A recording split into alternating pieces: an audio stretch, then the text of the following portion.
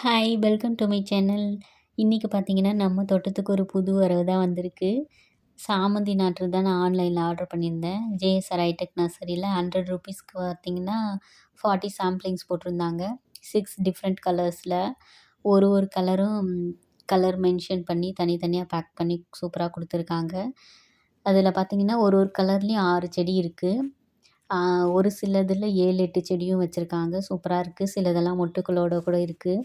இந்த மாரி நம்ம ஆன்லைன்ல வாங்கும்போது செடிய வந்து உடனே நடக்கூடாது.